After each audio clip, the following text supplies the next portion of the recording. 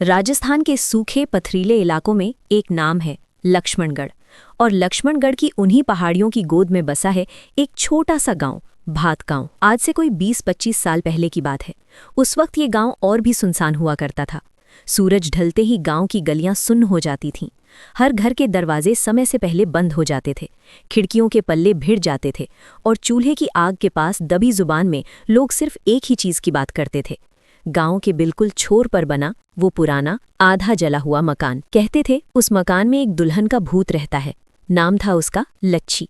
सालों पहले उसकी शादी के दिन ही वो मकान जल गया था। दूल्हा उसे आग में छोड़कर भाग गया और लच्छी जलकर राख हो गई। लेकिन उसकी आत्मा को मुक्ति नहीं मिली।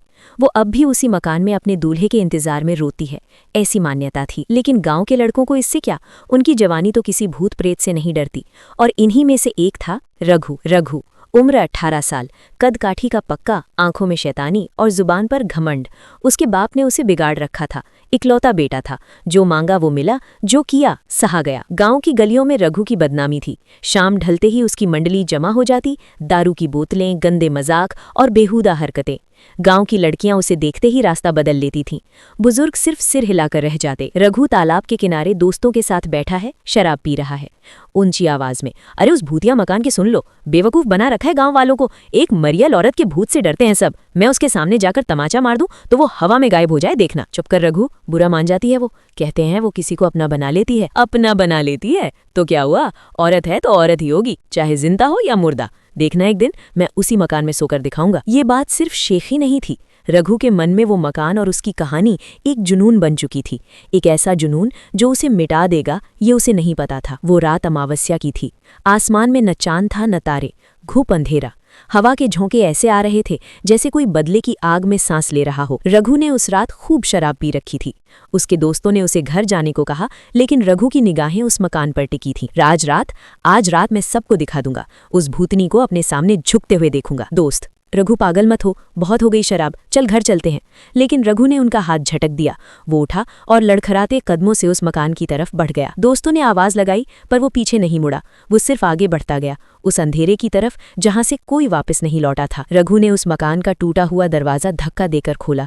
अंदर से सड़न की बू आ रही थी, जली लकड़ी, गीली मिट्टी और कुछ और, जैसे कोई बहुत पुराना दर्द वहां हवा में घुला हुआ था। रघु अंदर घुसा। चारों तरफ अंधेरा था। सिर्फ टूटी छत से आती चांदनी की एक फीकी किरण फर्श पर पड़ रही थी। मकड़ी के जाले हर तरफ, टूटा फर्नीचर और वो सन्नाटा, ऐसा सन्नाटा जैसे दुनिया की हर आवाज मर गई हो। अचानक उसे एक कोने में हलचल महसूस हुई। उसने आंखें गड़ाकर देखा और फिर वो दिख गई।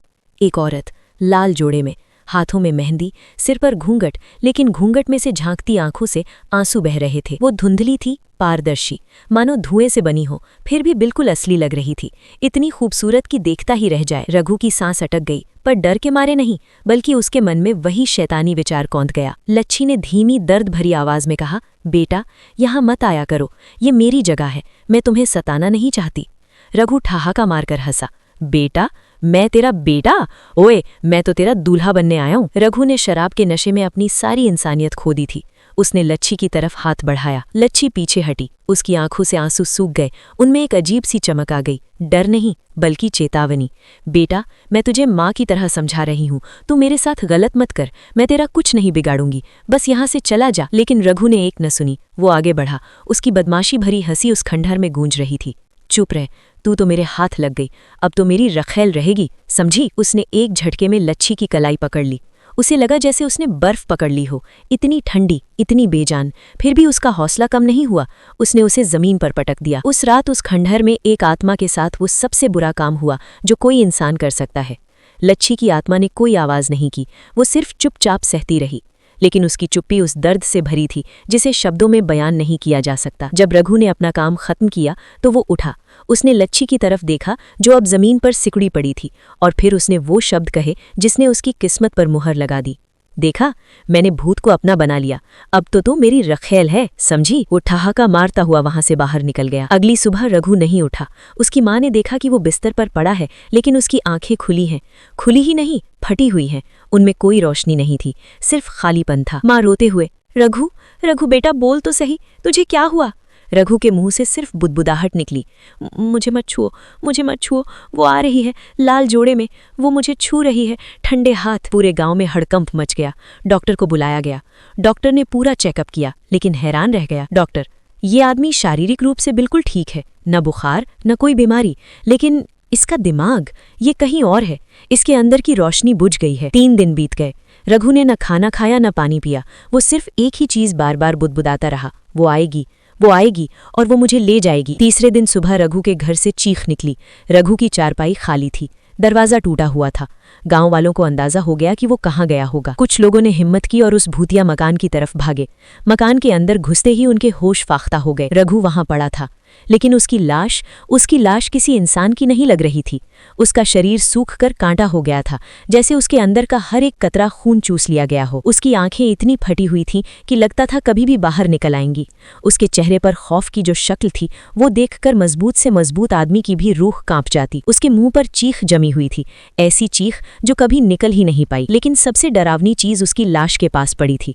लाल जोड़े का एक फटा हुआ टुकड़ा, खून से सना हुआ, और उस पर किसी ने लिखा था उंगलियों से, मानो खून ही स्याही हो। तेरी हिमाकत ने तुझे मेरे पास खींच लाया, अब तो मेरा हो चुका है हमेशा के लिए। इंतजार कर, मैं तुझे कभी नहीं छोड़ूंगी। वहां मौजूद हर शख्स के रोंगटे खड़े हो गए।